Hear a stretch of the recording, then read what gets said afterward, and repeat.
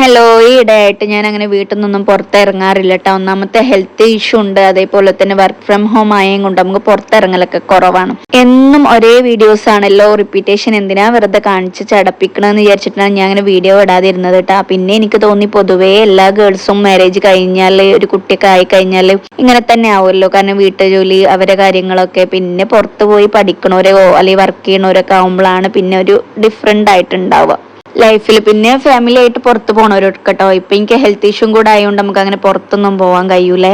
അങ്ങനെ ഡെയിലി ഒരേ വീഡിയോസ് ആണെന്ന് വിചാരിച്ച് ഇങ്ങനെ വീഡിയോ എടുക്കാൻ വിട്ടുപോയപ്പോ ഞാൻ വിചാരിച്ചു എന്തിനാ അപ്പൊ കാണിക്കാതിരിക്കണത്, ഇതൊക്കെ തന്നെയാണല്ലോ എല്ലാവരും ലൈഫിൽ. ഒരുപാട് വ്യൂവേഴ്സ് ഒന്നും ഇല്ലാന്നുണ്ടെങ്കിലും ഈ കുറച്ച് വ്യൂവേഴ്സിന് ഞാൻ ഇടുന്ന വീഡിയോസ് ഒക്കെ ഇഷ്ടമാണ് എന്ന് മനസ്സിലായപ്പോൾ എനിക്ക് സന്തോഷമുണ്ട് കേട്ടോ. അപ്പൊ പിന്നെ ഞാൻ വിചാരിച്ചു ഇങ്ങനെയൊക്കെ തന്നെ പോട്ടെ, കാരണം ഇപ്പോഴത്തെ സിറ്റുവേഷൻ അതാണല്ലോ. കാരണം ഇപ്പൊ എനിക്ക് കൂടുതലായിട്ട് വീഡിയോസ് എടുക്കാനുള്ള എനർജി ഒന്നും ഇല്ല.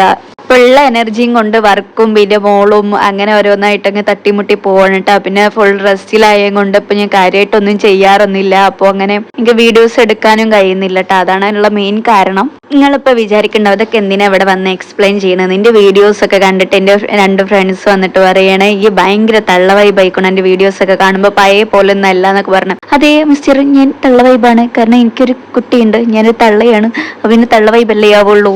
നിങ്ങൾ എന്ത് പറഞ്ഞ തളർത്തിയാലും അത്ര പെട്ടെന്ന് തളരൂല ട്ടാ.